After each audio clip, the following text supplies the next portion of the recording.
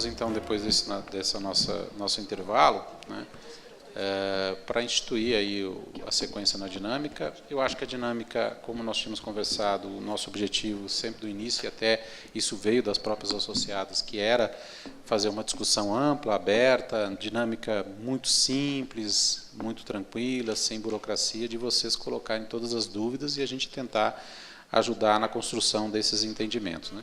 Então, a gente pode dar sequência. Não sei se mais alguém gostaria aí de iniciar alguma dúvida importante em relação ao contexto da regulação. Deixo o microfone aberto aí para as pessoas.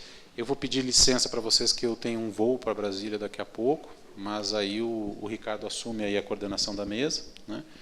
E podemos dar sequência aí. Se alguém tiver uma pergunta, ótimo. Se não, o Pedro também pode voltar aos temas colocados por vocês mesmos no âmbito do nosso comitê, né? O Pedro vai perguntar tudo isso de papel aí que ele vai perguntar hoje? Essa é a minha preocupação. Agora o Pedro achou os papéis dele, entendeu? Então, a coisa vai... Pedro, a gente tem horário, Pedro. Deixa eu só dar um aviso em relação, eu vi a quantidade de papel do Pedro ali, é que a previsão inicial era entre 18 e 18h30, horário de término, sabe? Mas olhando a sua lista de perguntas, a gente pode passar para as 22h15...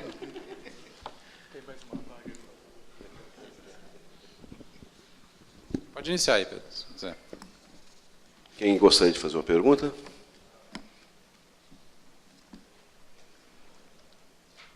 Então, doutor Pedro.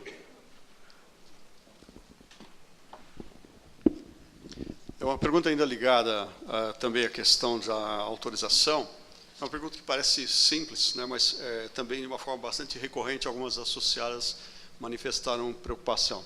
Num primeiro momento, o Banco Central diz lá, olha, você vai entregar um determinado volume de documentos, isso vai ser apreciado, aí vem todo um processo de uma agenda técnica, né, e depois uma inspeção, por fim, o processo de autorização. Tem lá uma sequência. Após isso, as entidades autorizadas serão obrigadas a entregar regularmente informações, o que já é costumeiro para bancos.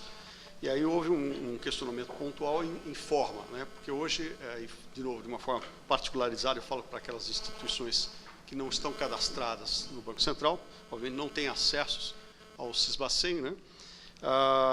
Como é que isso se daria? E também a complexidade, layout de relatório, periodicidade, porque isso envolve aí desenvolvimento, investimento, né? E tempo. E não está muito claro na normatização, essa preliminar, de como é que isso se dá. Bom, esse aspecto do fornecimento de informações, ele ficará a cargo do Departamento de Supervisão, da área de supervisão do Banco Central, tá? E o procedimento praxe será, dentro de algum tempo, a gente não consigo precisar quanto, certo? O Banco Central deverá divulgar quais são as informações que deverão ser enviadas. Isso, normalmente, ele faz por meio de uma circular, né, que diz, ó, com respeito à resolução 4.000 e qualquer coisa e tal, ele diz quais são as informações que as instituições têm que prestar. Ao mesmo tempo, ele adapta o seu sistema no Sisbacen, porque hoje tudo é via Sisbacen, e credencia essas empresas, né, as novas empresas. Essas empresas deverão ter um rito de credenciamento, né, que deverá estar junto do processo de autorização. Com o processo de autorização será informado, olha, você agora vai ter que fazer parte do Unicad, que é o cadastro do Banco Central. Então, ele vai dar o rito para você ser cadastrado lá, e, a partir daí, qual a mecânica para mandar informações para o Banco Central via Sisbacen, e o formato estará disponível, com certeza, na internet. O Banco Central divulgará como será essa forma, tá? Aí você poderá ou capturar, mandar por internet, não há mais papel, uma coisa é certa, não se manda papel, é tudo eletrônico. Mas aí o Banco Central divulgará, e acredito eu que será a área de supervisão. Com relação ao prazo, há alguma... Não há, eu não desconheço. É que, na verdade, ele vai passar por toda essa dinâmica ainda de autorização das IPs, né? Eu acho que isso aí eles estão prevendo. Isso, qual é o instrumento? Se é uma carta circular que diz... Circular. É uma carta circular. É uma circular, desculpa. É circular. Aliás, saiu, qual foi? Eu passei recentemente, não saiu uma circular ou uma carta circular? Uma carta circular que... Não, do processo de autorização já tem a documentação. É uma carta circular, que eu me esqueço o nome agora, o número dela agora.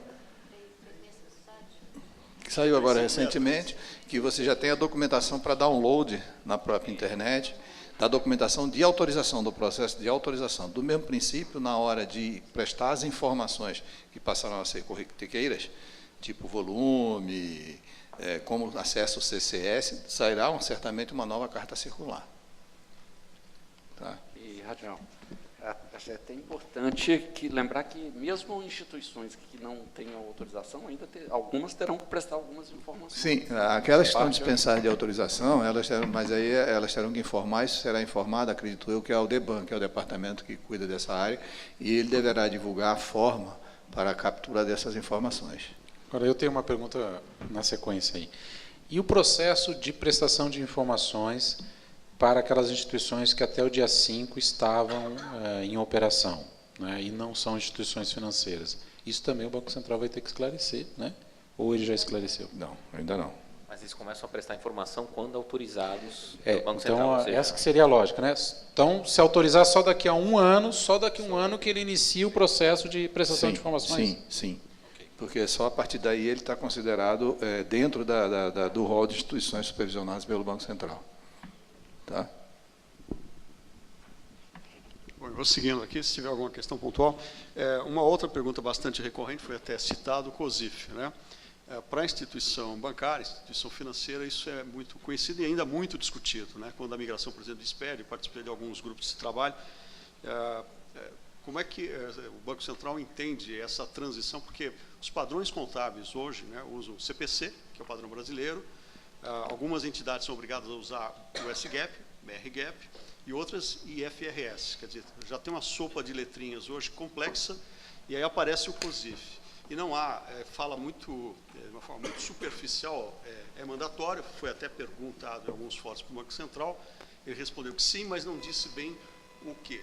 Há alguma sinalização desse depara, de prazo, porque aí, novamente, a preocupação das entidades é customização de sistemas, IRPs, né? Isso não é uma coisa tão simples, né?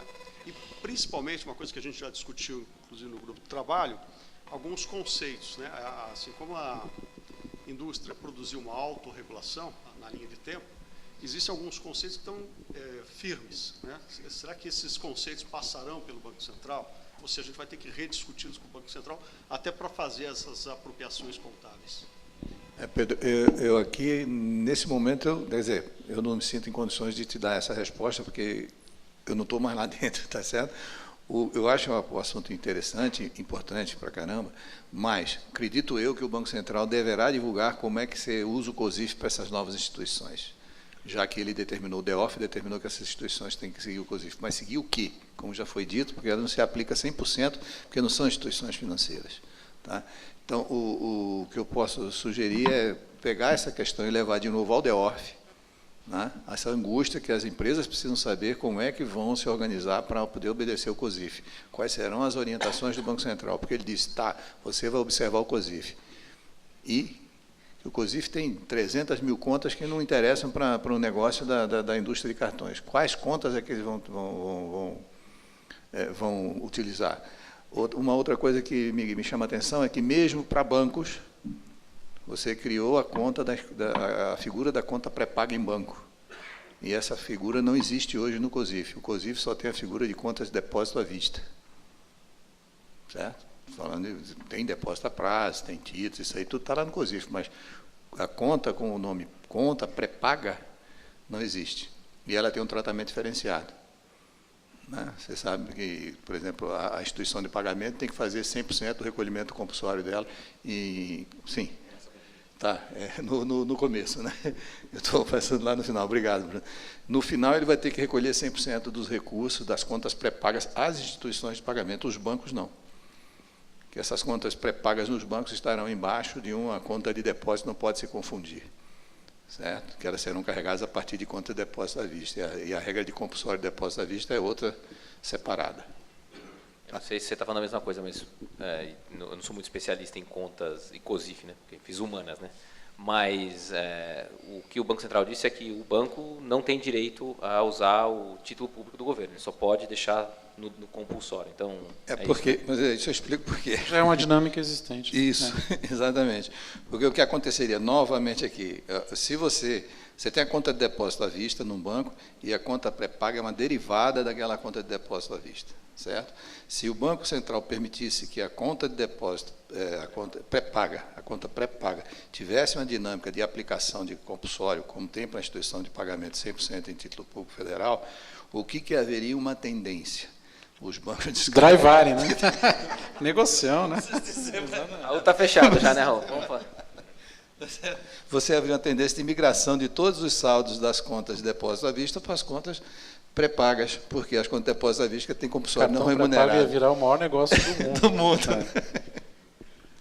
Mas demanda lá no DEORF, que eu acredito que breve também deve estar saindo alguma regulamentação nesse assunto. Tá, deixa eu só, a gente conversou com o pessoal, não foi com o DEORF, mas foi com o DEBAN e DENOR, exatamente essa questão de COSIF em linhas gerais, e fala o seguinte, olha, precisa pensar uma padronização, primeiro porque IPs é um mundo muito mais heterogêneo que bancos, e dois, porque justamente isso pode ter um custo. Tem 300 mil contas no COSIF, cada empresa começar a fazer, vai virar cada uma vai fazer uma interpretação, vai virar um caos. O que foi dito pelo Banco Central? Tá? Estou aqui só repetindo. A primeira coisa que ele falou é o seguinte, olha, até hoje, esse é um processo de aprendizado, vai se aprendendo, até hoje mesmo, entre os bancos não há um padrão exato para o COSIF. Não todos os bancos seguem exatamente a mesma interpretação, tem pequenas diferenças, obviamente pequenas, porque isso já tem 20, 30 anos. A outra coisa que ele falou é o seguinte, olha, que sim, eles estão dispostos a conversar em nível digamos, de grupos de empresas, de associações, whatever, para discutir, olha, o que seria um DEPARA, mas seria muito mais indicativo, eles não vão criar ainda, não tem nenhuma, deixaram claro que não estão pensando numa regra explícita ainda. Tá? Agora, de novo, eu estou falando isso indiretamente numa conversa informal com o DEBAN, com o DENOR e não com o DEORF, que é quem cuida disso. Tá? O que vai acontecer possivelmente é que vão ter que se criar, no mínimo, é bom que se crie um padrão, pelo menos para cada segmento de IP, se crie um mínimo padrão para baratear o custo das instituições, de um lado, de como fazer essa implementação, e do outro, do próprio Banco Central, de como fiscalizar. Porque se ele receber 500, vão ser 200 empresas, cada uma fez uma interpretação diferente, o custo de fiscalização disso vai ser enorme. Ainda não se pensou uma forma de viabilizar isso. Tá? Estou falando de uma conversa formal há 2 semanas atrás com o Banco Central. Mas assim, já há essa preocupação e possivelmente esse tipo de evolução é o que vai ser as próximas circulares, as próximas discussões com eles. E um ponto importante, Juan, complementando, exatamente essa subjetividade, né, por exemplo, do SPED, levou a uma série de dúvidas e tal. O ideal era tentar fazer um preventivo, né, para que depois isso não virasse lá, eventualmente, uma notificação, uma autuação por conta dessa subjetividade, né, de interpretação de conceitos, né, desse processo de contabilização, de provisionamento, enfim. Eu acho que aí a Abex talvez tenha um papel importante de tentar, junto ao Banco Central, ser um canal dessa discussão, né? Mas de tudo que a gente já conversou, eles sempre falam que isso é um processo e que vão respeitar as dificuldades e se conceder tempo para as devidas adaptações. Eu acho que o Banco Central também está num processo de aprendizagem, está vendo que é um universo muito amplo e heterogêneo e ele vai ter que dar prazo para as adaptações. Mas eu acho que é um assunto que a Abex eu acho que poderia tentar conduzir junto ao Banco Central essas discussões.